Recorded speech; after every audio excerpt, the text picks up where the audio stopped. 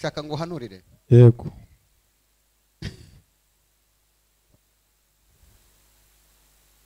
gusengera Imana ibohora ubuzima bwawe yego ufite umudayimoni w'inyatsi udashobora gutuma ugira icyo ugeraho niko bimeze uri umuntu ugerageza gukora ngo urebe ko hari icyo washikaho ariko bikarangira byanze byaranze burundu mbonye wari uri mu kazi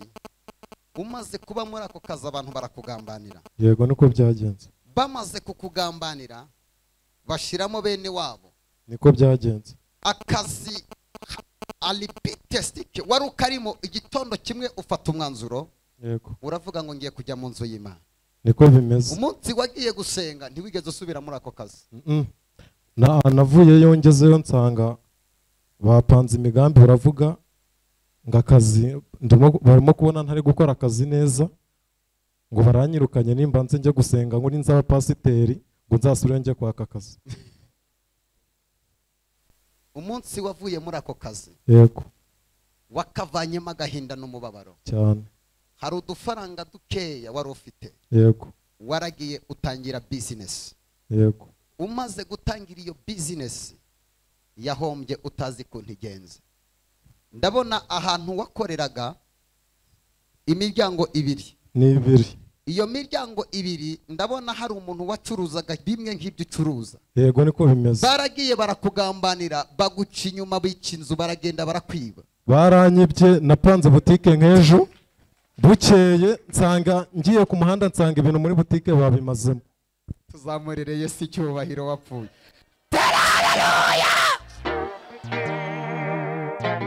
kuva uyu munsi yego Imana igiye kuguhereza kwikorera amen abakubwiye ngo uzabe pasiteri uzaba pasiteri kandi ufite amafaranga na business ufasha ababa wakoze Yesu Imana irambwiye ngo wahoraga wibaza ubuzima ubayemo bikakuyobera niko bimeze Imana irambwiye ngo genda wicare mu mugisha wakoze kandi uzaba umukozi w'Imana ukomeye iki gihugu kizakumenya kubwo kubaha Imana haleluya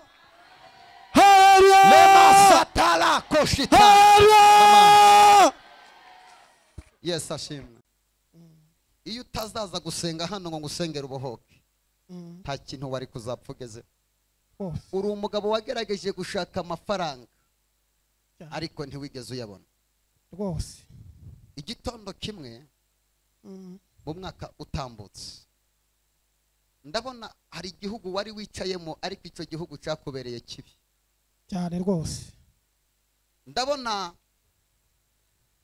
izina Malawi wigeze uba muri Malawi nabaye Malawi uri muri Malawi ndabona hari umukire mwakoreraga mumaze gukora ibintu byaje kwibana nawe utazi ukuntu bigenze rwose bimaze kwibana ufata icyemezo cyo gutaha utashugeze ina ubuzima bwarushijeho kuba bubi cyane urimo urashakisha inzira zose ngo urebe ko wabona amafaranga ntayo rwose ndagira nkubwire ngo Uwiteka arambwiye ngo agiye kuguha business kandi ugiye kwikorera rwose icya kabiri Imana irambwiye ngo wumvaga warambiwe n'iyi si kubera ko ibintu byose bimaze kukubana bibi papa niko byari bimeze uzi kubaho mu buzima bwawe bwose ibintu bikanga bwira umuntu muri kuba ngo Imana igukureho umudayimoni w'inyatsi dayimoni w'inyatsi ni mubi icara hano ngiye kugusengera icarira igihe kirageze amagambo abantu bavuze Imana ikayahindura ku buzima bwawe igihe kirageze abavuze kuzapfa ntacyo ugezeho bakabona ko hari Imana igihindura amateka ezi ikiganza abantu babiri babwire ngo ibyo abantu bavuze ntibizasohora hazasohora icyo Imana yavuganye nawe lemasete boshete ibyo abantu bavuze ntibizasohora hazasohora icyo Imana yavuganye nawe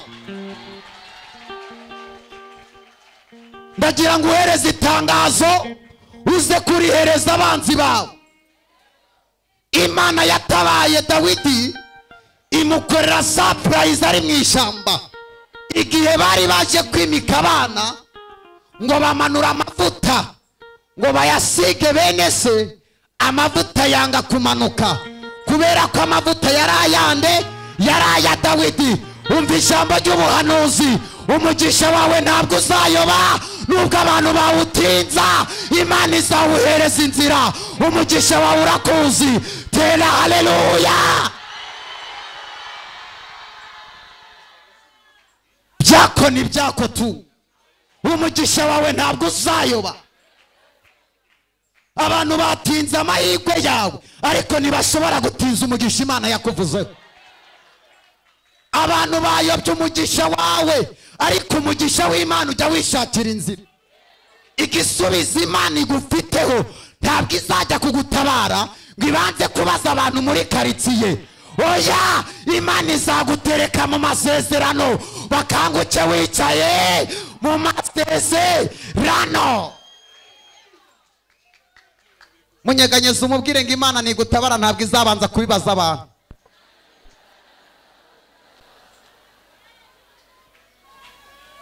ndakumva amena Imana nigutabara ntabwo izabanza kubaza abantu kubera ko abantu bagira ishyari ndagira ngo utangarize ngo inshuti ufite 80% nabifuza kuzamwara ugapfira muri ibyo bigeragezo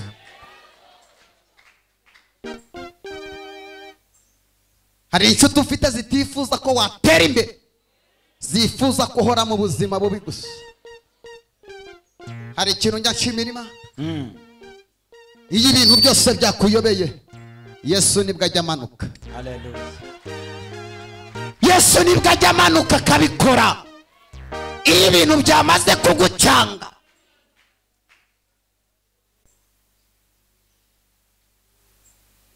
ufite abantu benshi muri telefone yawe ariko ntacyo bakumariye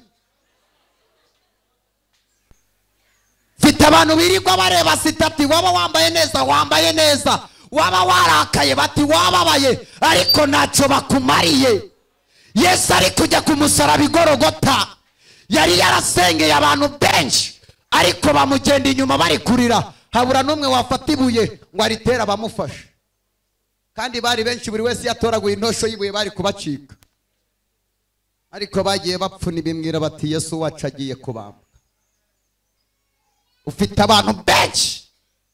ubwira ibibazo byawe ntibagire icyo babikoraho ahubwo ugasanga bakwandagaje muri rubanda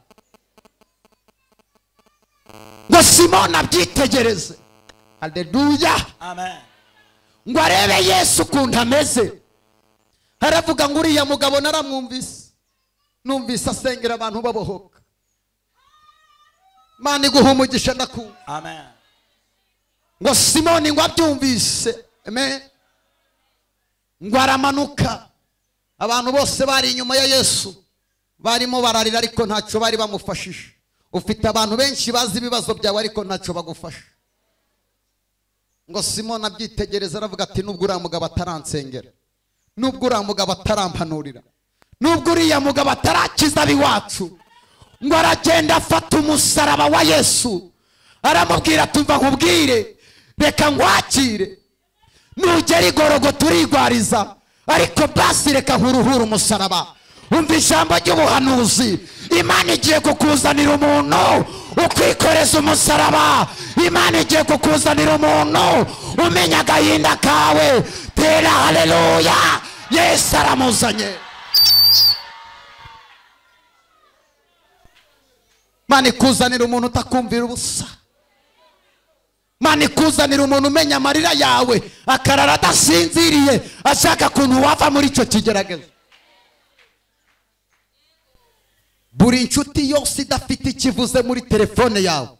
uyu mwanya afata telefone uyiboroke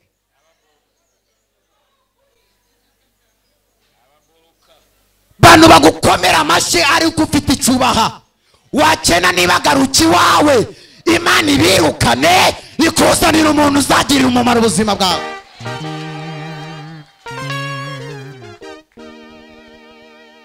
muhereze ikiganza umubwire ngo ukeneye inshuti inshuti ubwira ikakumva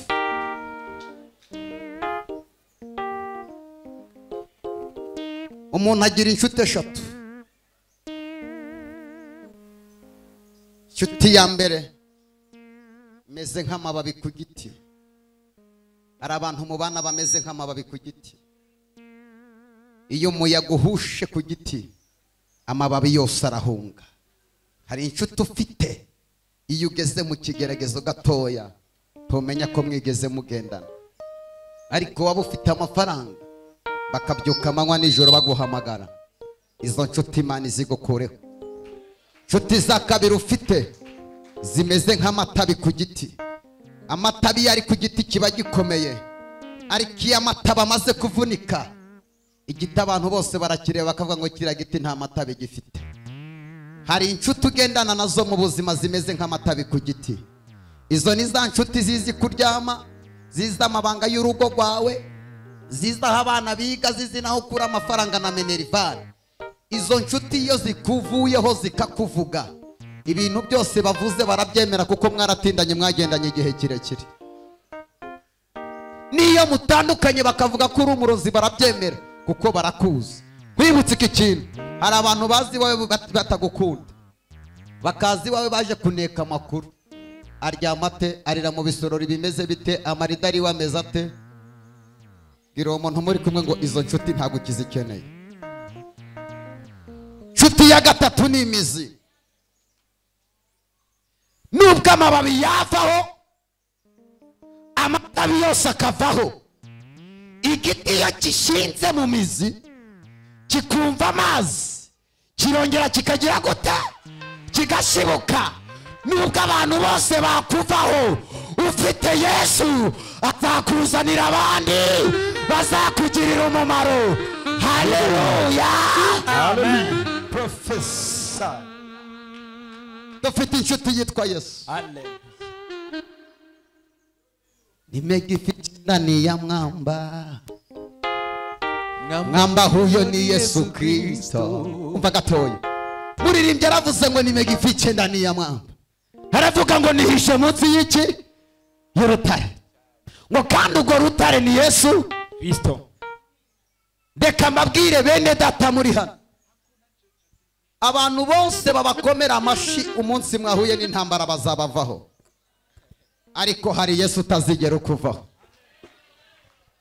Reba umuntu mu maso umubwire ngo ibyawe bigiye gusobanuka nonaha. Uyu munsi ngiye kugusengera Imana, inzira zawe zose zafunze, buri mugisha wawe aho wihishe Imana igiye kuwihishura. Imana igiye guhishura umugisha wawe. Haleluya, haleluya. Ngiye gusenga Imana iguha umugisha, barikiwe. Umva, wowe uteye haleluya haguruka. Uteye haleluya mpita numva ibintu bikomeye. Iyo haleluya uteye, Imana irambwiye ngo kuwa gatatu, kuwa kangahe? Kuwa gatatu. Uyu munsi turi kuwa kangahe? Uyu munsi turi kuwa kane. Kuwa gatatu Imana irambwiye ngo hari intsinzi izashira mu biganza byawe. Muhereze mikrofone.